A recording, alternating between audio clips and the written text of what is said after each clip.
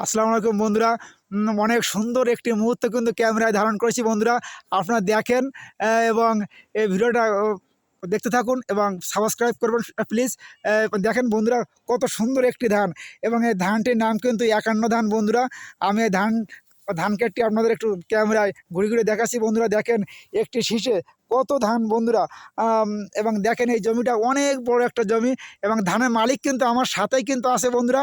আমি সেই মালিকের সাথে কথা বলবো। ও বাবু, আদাব। আদব।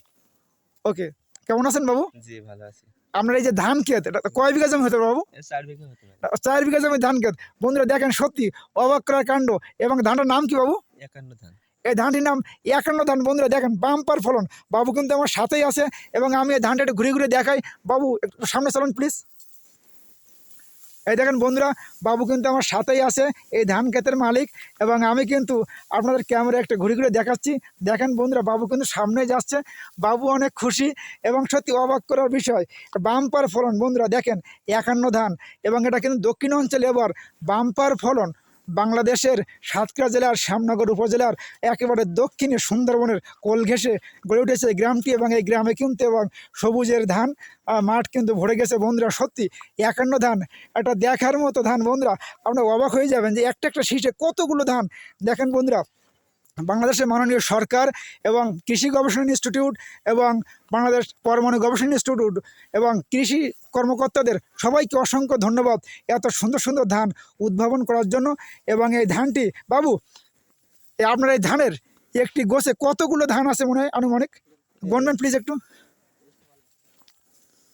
এই ২৩টার মতন আছে। ও বাবু, এই মুহূর্তে তথ্য দিলেন কি একটি ধানের গোছে প্রায় ২৩টা। দেখেন বন্ধুরা, একটি গোছ কত বড় বড় একটি গোছ বন্ধুরা। দেখেন সত্যি ২৩টা ধান একটি গোছে। আলহামদুলিল্লাহ, বাবু আমার সামনে নিয়ে যাচ্ছে এবং বাবু ধান ক্ষেতটা ৫১ ধান। সত্যি অনেক খুশি। বাবু আপনি খুশি এই ধানে? হ্যাঁ, বাবু কিন্তু এই ধানে অনেক খুশি। সত্যি বাবু কিন্তু অনেক খুশি, বাবুর পরিবার কিন্তু অনেক খুশি। বন্ধুরা, আপনার যে যেখানে আছেন ভালো থাকবেন এবং আমাদের সাথেই থাকুন, ভিডিওটা দেখতে থাকুন।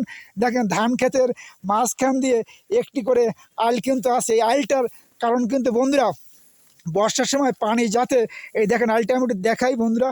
আইল কত সুন্দর একটি আইল এবং আইলটির কারণ হচ্ছে বন্ধুরা, পানি যাতে ধান ক্ষেত থেকে না চলে যায় এবং পানি না চলে যাওয়ার কারণে কিন্তু বন্ধুরা ধান খেতে পানি থাকে। দেখেন বন্ধুরা, কত সুন্দর, অবাক করার বিষয়। কিন্তু আমি কিন্তু অনেক মজা পাচ্ছি বন্ধুরা, একটি ৫১ ধান, এত সুন্দর ধান বন্ধুরা। অসংখ্য ধন্যবাদ আমাদের ভিডিওটা দেখার জন্য। এবং বাবু, আপনার ধান খেতে আসলাম, বাবুকে অসংখ্য ধন্যবাদ বাবু। জি, আপনাদের ধন্যবাদ। ওকে বন্ধুরা, সবাই ভালো থাকবেন। আসসালামু আলাইকুম।